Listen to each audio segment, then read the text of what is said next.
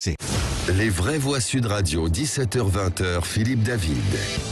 Retour des vraies voix avec Philippe Bilger, Michel Pouzol et Tom Conan. Et on l'a appris il y a pile une heure. Yannick Jadot a remporté la primaire écologiste avec 51,03% des suffrages. Nous sommes en compagnie de David Béliard, maire adjoint à Paris, en charge de la transformation de l'espace public, des transports et des enjeux de mobilité, et soutien de Yannick Jadot. Bonsoir David Béliard. Bonsoir. Bonsoir. 51,03% des suffrages. Comme disait un certain commentateur de football, il n'y a pas la ligne droite de Longchamp. Alors, effectivement, c'était serré. D'ailleurs, ça marque un débat qui a été un débat extrêmement riche, hein, vous l'avez vu. D'ailleurs, c'était très réparti pendant le premier tour. On a réussi, je crois, à faire un exercice démocratique qui était un exercice démocratique exemplaire, difficile. On voit bien que, comme tous les mouvements, comme tous les partis politiques, nous sommes traversés par des options, des voix qui sont très différentes, qui ont pu se confronter, qui ont pu échanger, qui ont pu débattre aussi pendant toute cette primaire. Moi, évidemment, je suis très heureux que Yannick Jadot, qui incarne aujourd'hui une écologie de responsabilité, une écologie aussi de réconciliation de la société, mais aussi de transformation profonde de cette société, ait pu aujourd'hui emporter une majorité du suffrage. Et je suis persuadé qu'il va s'atteler dès demain à réunir notre famille politique dans toutes ses composantes, dans toutes ses nuances aussi. David Béliard, avant de donner la parole aux vraies voix, on écoute une partie de la déclaration de Yannick Jadot après sa victoire, c'était il y a quelques minutes. Les idées de l'écologie, qui sont les idées de la lutte contre le dérèglement climatique, de la justice sociale, du féminisme, de la lutte contre les discriminations, ça fait partie du projet écologiste que nous avons toutes et tous défendu. Donc Sandrine, Eric, Delphine vont évidemment avoir une place essentielle, indispensable, incontournable dans cette campagne, mais ça doit être beaucoup plus large. Ça doit être notre socle aujourd'hui, c'est 122 670 personnes qui ont participé à la primaire, et notre objectif, c'est de gagner l'élection présidentielle. Philippe Bilger. David Béliard, en tant que citoyen totalement désintéressé mais curieux de la politique, j'ai beaucoup aimé, je le dis, la victoire de Yannick Jadot, parce que de manière limpide, il a opposé une culture de gouvernement à une radicalité qui cherchait aussi à faire croire culture de gouvernement. Et mon deuxième élément, j'ai l'impression, là je globalise, qu'Emmanuel Macron ne doit pas être content de la victoire de Yannick Jadot.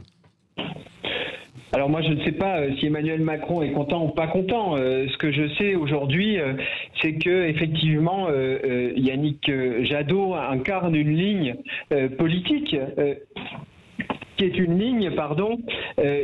ligne profondément ancrée dans une volonté que les écologistes puissent exercer un certain nombre de responsabilités, parce que nous avons besoin, d'une forme de radicalité, parce que nous avons besoin de transformer la société et la transformer en profondeur.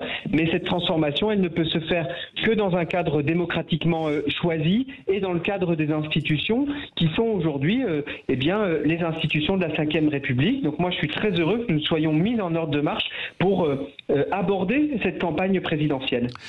Michel Pouzol. Oui, bonsoir David. Il est un secret pour personne. Moi, j'étais impliqué au titre de génération dans cette primaire. Alors, j'avais fait un choix au premier tour pour Éric Piolle. Je ne me suis pas engagé officiellement au deuxième tour parce que les choses étant serrées, je pensais qu'on était assez adultes les uns et les autres pour faire ces choix en âme et conscience. Alors, j'avais choisi Jadot pour tout vous dire, et donc j'en suis ravi. Mais je pense que le plus dur commence maintenant. C'est effectivement, maintenant, il va falloir gagner une élection présidentielle. C'est une autre paire de manches. Il va falloir qu'on réunisse toutes ces sensibilités qui se sont exprimées durant cette primaire des Verts, d'une manière d'ailleurs extrêmement respectueuse et intelligente. Je trouve que les débats ont été de qualité. Et j'en veux pour preuve que, y compris certains de nos adversaires qui ont plutôt d'une tendance macroniste ou voire de droite, nous ont dit, moi, m'ont remonté plusieurs reprises, que les débats avaient été de très bonne qualité et sur le fond, pas simplement en surface. Donc ça, ce sont les bonnes nouvelles du jour. Maintenant, il va falloir qu'on se réunisse tous ensemble, qu'on se mette à bosser.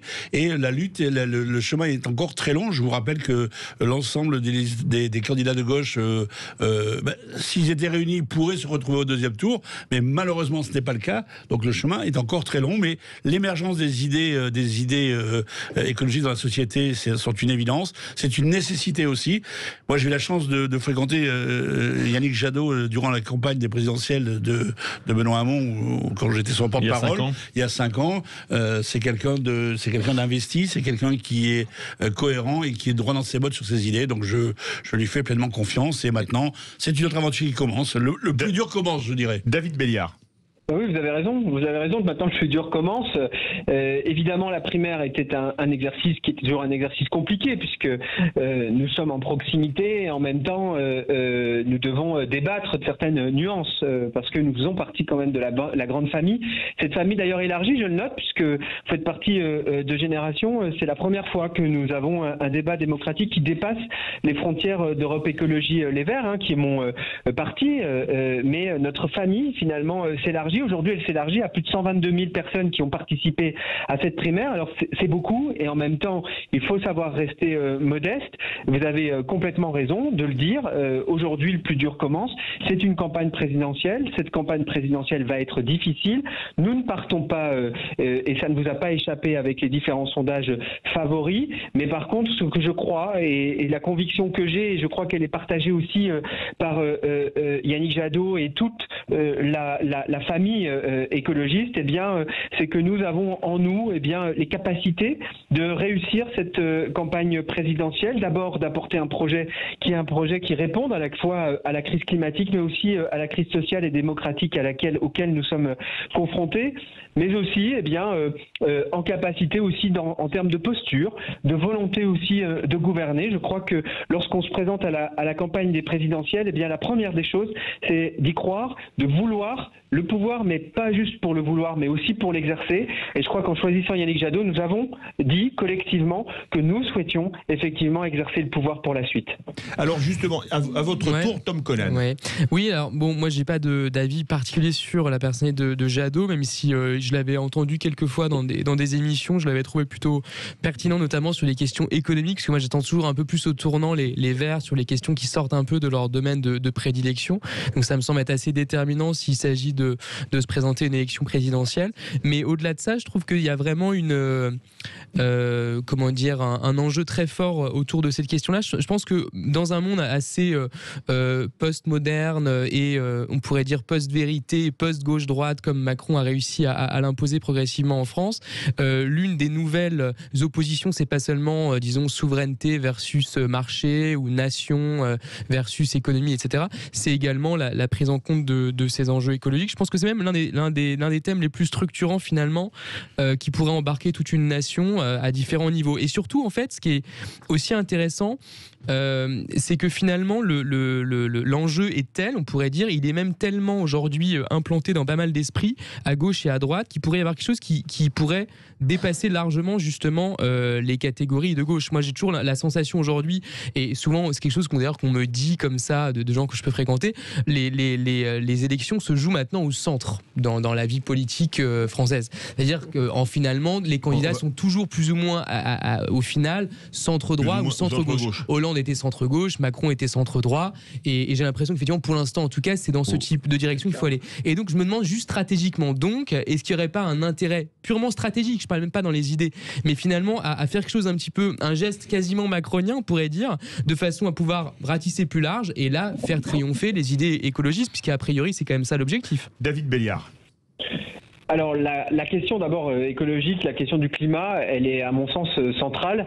Elle n'est pas juste centrale pour une bande d'écolos dans un coin d'un bureau. Je pense qu'elle est centrale aujourd'hui pour toute une génération, toute une nation. Je vous rejoins dans le fait c'est un des éléments qui est un des éléments structurants. Moi, vous savez, je fais partie de celles et ceux qui pensent que l'écologie politique est une écologie certes extrêmement sociale, de réorganisation des rapports de pouvoir. En cela, elle s'inscrit s'inscrit dans des valeurs qui sont des valeurs aujourd'hui de gauche, mais que d'une certaine manière, elle les transcende, notamment par son refus du productivisme et par une réflexion qui est une réflexion nouvelle sur la question justement économique, sur la question de la sobriété, sur la question notamment des nouveaux rapports d'une certaine manière de consommation, des nouveaux rapports aux objets, des nouveaux rapports aux vivants. Quand on intègre la question de la limite et de la finitude, eh bien oui, on pense les choses différemment.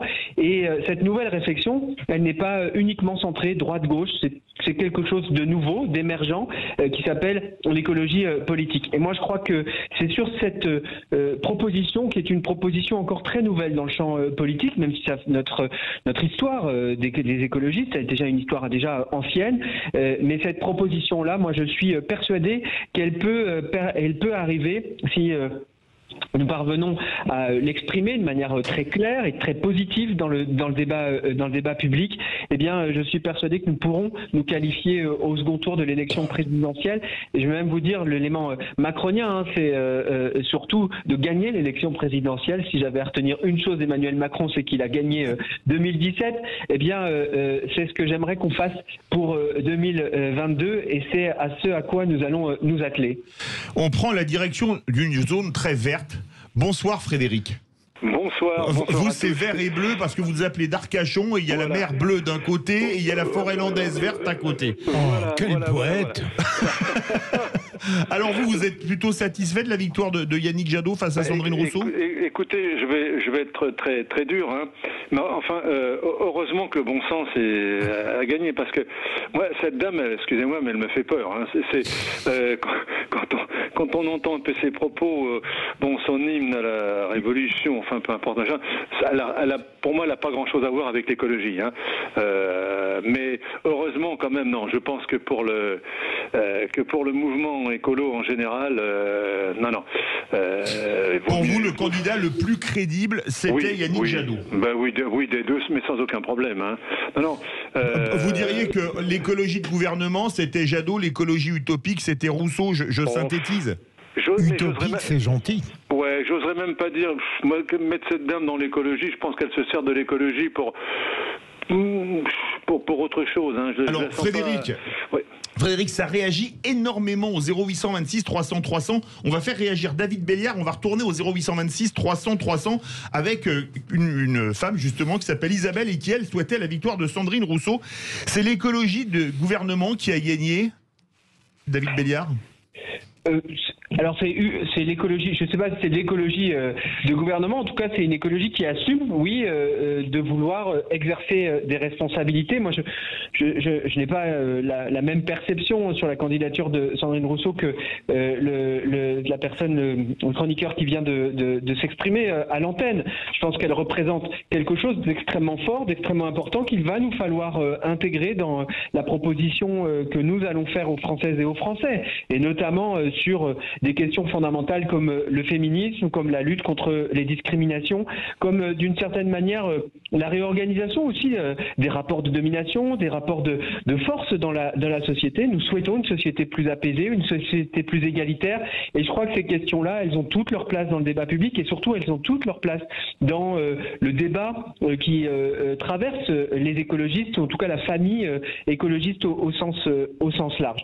Donc oui, pour répondre vraiment à votre question, oui, d'une certaine manière, Yannick Jadot incarne une ligne qui est une ligne déjà ancienne, qui est celle, effectivement, qui assume, qui souhaite voir les écologistes assumer le pouvoir. Michel Pouzol et Tom Conan veulent réagir, et après on part au 0826 300 300. Oui, moi je voulais dire que je suis d'accord avec ce que vient de dire David Béliard, mais surtout remettre les choses un petit peu dans leur contexte. Je pense que si effectivement à cette primaire ce soir on a un gagnant, on n'a pas de perdant, le résultat est suffisamment serré pour qu'on puisse le dire. Et c'était le cas d'ailleurs, y compris au premier tour, où les 4 candidats principaux étaient dans un mouchoir de poche, ce qui veut bien dire que l'écologie politique telle qu'elle se présente aujourd'hui est diverse, elle a tout intérêt à se réunir, elle embrasse des pans entiers de la société dans une très grande diversité de choix, et c'est ça qu'il faut tenir, c'est ensemble qu'on peut y arriver, mais personne n'est exclu ou disqualifié par le résultat de cette primaire. Au contraire, je dirais que c'est notre diversité qui s'en trouve enrichie et renforcée. Ouais, Court, Tom Conan et Philippe Bilger, on part au 0826 300 300. Juste dire un peu pour abonder dans ce sens-là, c'est qu'en fait, ce qu'on peut reconnaître au mouvement écologiste depuis pas mal d'années, y compris aujourd'hui, c'est qu'ils sont quand même à l'avant-garde sur un plan politique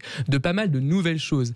Il y a par exemple sur la question du féminisme, sur la question des questions écologistes évidemment, mais les questions même économiques au sens assez radical du terme, sur la question effectivement des inégalités, de la lutte contre les inégalités, c'est quand même le parti, en tout cas le mouvement, où effectivement il y a le plus, qui sont le plus en phase, on pourrait dire, avec les nouvelles recherches en sciences sociales, les recherches en économie, etc. Et là-dessus, on peut vraiment leur en faire le crédit. On part au 0826 300 300. Bonsoir Isabelle. Bonsoir. Ah, vous faites le beau métier de vigneronne. Je vois déjà Philippe Bilger qui se lèche les babines. Pétille. Vous étiez pour Sandrine Rousseau. Oui, alors moi à la base je fais pas trop de politique, mais c'est vrai que je me sentais enfin concernée et enfin représentée avec Sandrine Rousseau du coup qui se présentait et voilà. Qu'est-ce qui vous plaisait chez elle? Ce qui me plaisait, c'était justement ce qui plaît pas, ce que j'ai entendu et ce qui plaît pas. C'est-à-dire son féminisme radical et engagé. Je crois qu'on ne peut pas être aujourd'hui insensible à ça. On sait que le pouvoir aujourd'hui, il est essentiellement réservé aux hommes en fait, et on se rend compte que quand on est une femme, voilà, c'est compliqué et cette primaire le prouve encore en fait. Alors évidemment, on va dire que c'est une hystérique et que comme on dit de toutes les féministes, je pense pourtant qu'elle avait, elle avait un beau programme et elle voulait défendre des choses, pour moi des choses importantes. Voilà. Alors Isabelle, reste avec nous, Philippe Bilger veut réagir. J'ai beaucoup aimé l'intervention de notre amie vigneronne, même si je ne suis pas d'accord avec elle. Mais juste une question très rapide à David Béliard pour introduire une petite interrogation critique. Est-ce qu'on peut considérer, David Béliard, que l'écologie donne des clés pour tous les secteurs? Et en particulier, est-ce que l'écologie peut être une lumière sur le plan de la politique internationale? J'en doute, mais j'ai besoin de votre réponse. David Béliard, rapidement, s'il vous plaît. Rapidement, à une question quand même très large, quasi j'ai l'impression de passer un oral de Sciences Po. On peut faire une soirée, invitez-nous. Hein. On va faire une soirée là-dessus.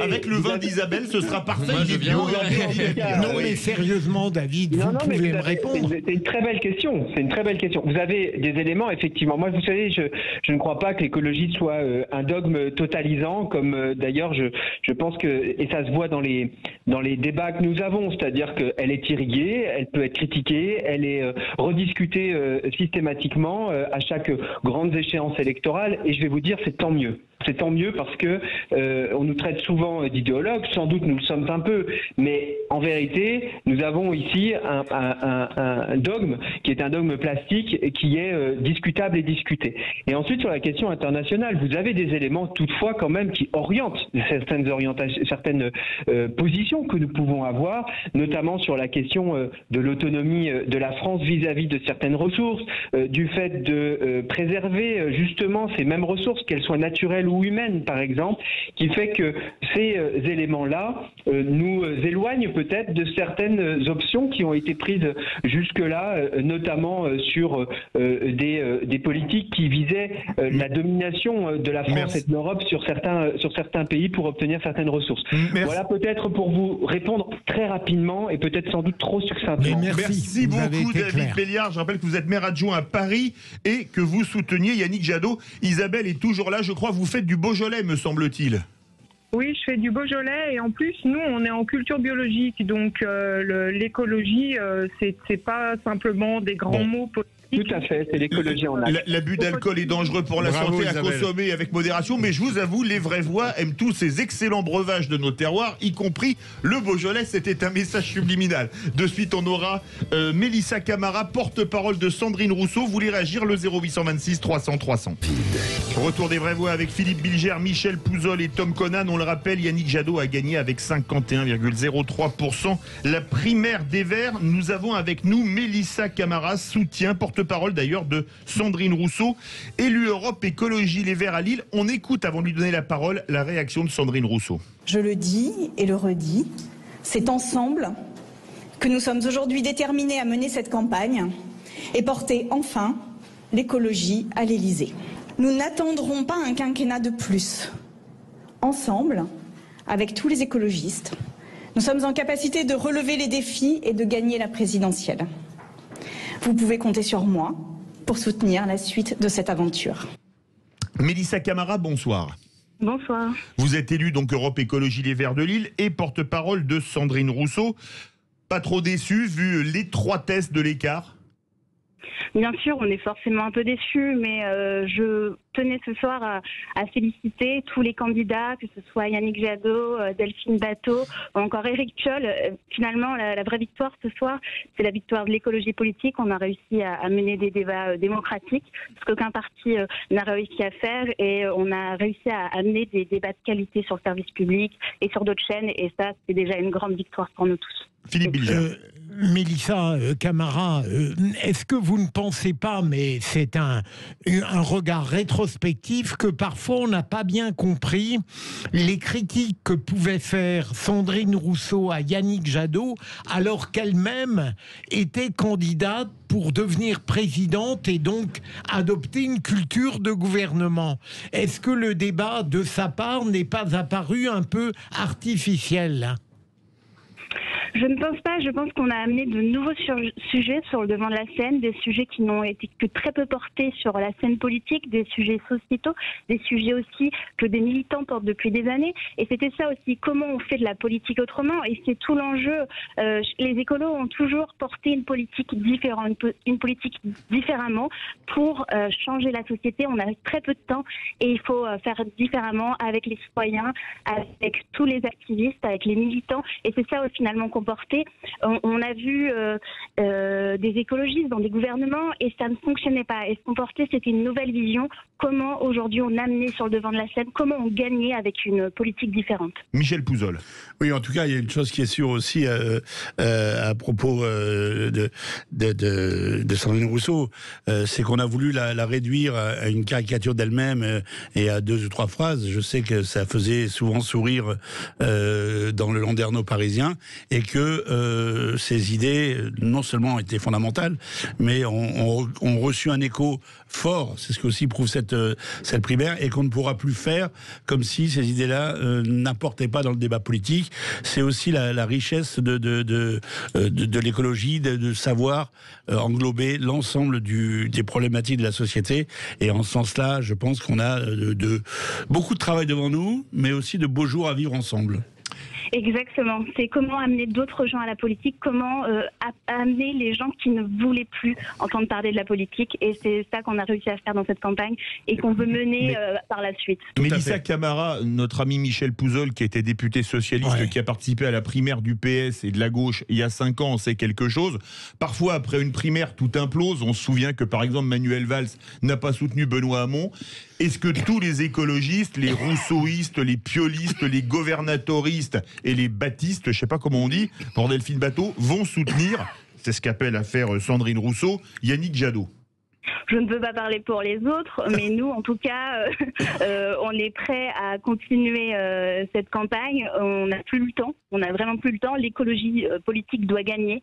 On ne peut pas laisser le combat se faire entre la droite, l'extrême droite, qui n'ont pas compris les enjeux climatiques, qui n'ont pas compris les enjeux sociétaux. On ne peut pas les laisser faire. Et oui, on fera tous, la grande famille politique de l'écologie fera campagne pour qu'on gagne. On n'a plus le temps de s'entre-déchirer. Il faut qu'on gagne ensemble. Je pense que la situation était très très différente, parce qu'il y a des égos qui se sont mal remis de la primaire socialiste il y a quelques années, et que les trahisons en cascade ont montré une fracture très profonde qui existait au sein du Parti socialiste, ce qui n'est pas le cas, je le redis, d'Europe Écologie Les Verts. On a parfois des différences, et du pôle écologiste, on a des différences d'analyse ou de vision ou de stratégie, mais globalement nous sommes réunis par le même projet. Merci beaucoup Mélissa Camara, élue ELV à Lille et porte-parole de Sandrine Rousseau. Merci Philippe Bilger.